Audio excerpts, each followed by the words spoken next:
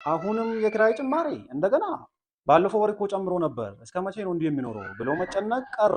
ኪ ሃውሲንግ ፋይናንስ ሶሉሽን የተረጋገጠ ቀላልና አስተማማኝ ሞዴል ይዞልን ቀርቧል። አሁን ቀላል ነው። ከእርሶ የሚጠበቀው በ83145 ብር ቅድመ ክፍያ ብቻ መመዝገብ እንዲሁም ከወለድ ነፃ የሆነ ወራዊ ቁጠባ በ30 ዓመት የሚቆይ ከ2000 ብር ጀምሮ ይቆጥቡ። በ10 ዓመት ጊዜ ውስጥ የቤት ባለቤት ይሁኑ። ብዙ ቤተሰቦች በኪ ሃውሲንግ ፋይናንስ ሶሉሽን አማካኝነት ቤቶን ተረክበዋል።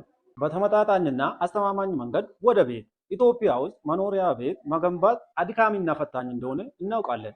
ለዝቅተኛና መካከለኛ ገቢ ላላቸው ዜጎች በተመጣጣኝ ዋጋ ቤት መግዛት ከባድ ሆኗል። ኪ ሃውሲንግ ፋይናንስ ሶሉሽን ይህን ችግር ከስር መሰረቱ የሚፈታ አዲስ የፋይናንስ መንገድ ይዞ ቀርቧል።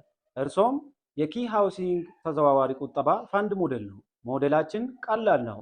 በኢንሹራንስ እና በባንክ አጋርነት በ83145 ቅድመ ክፍያ ከወለድ ነፃ የሆነ ቁጠባ በወር ከ2000 ብር ጀምሮ በመቆጠብ ብቻ በ10 ዓመት ጊዜ ውስጥ የቤት ባለቤት የሚሆኑበት እድል አመቻችተንልዎታል። ክፍያውን እስከ 30 ዓመት ድረስ ዘርግቶ የመክፈል ምቹ አሰራር ይዞልን ቀርበዋል።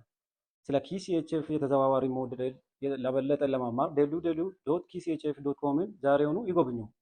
ኪ ሃውሲንግ ፋይናንስ ሶሉሽን በቁጠባ ወደ ቤት። ስሜ ተናኝ ወርቅ ይባላል።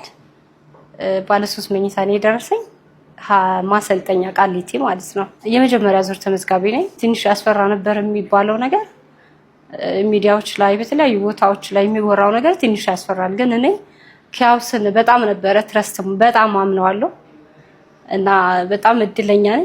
አመሰግናለሁ። በጣም ደስተኛ ነኝ። በጣም በኪራይ ቤት ነበረ የምኖረው። ልጆች አሉኝ።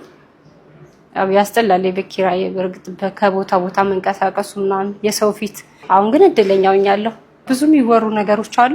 እዚህ ጋር መተው እውነቱን ቢያረጋግጡ ነው የምለው ነኝ።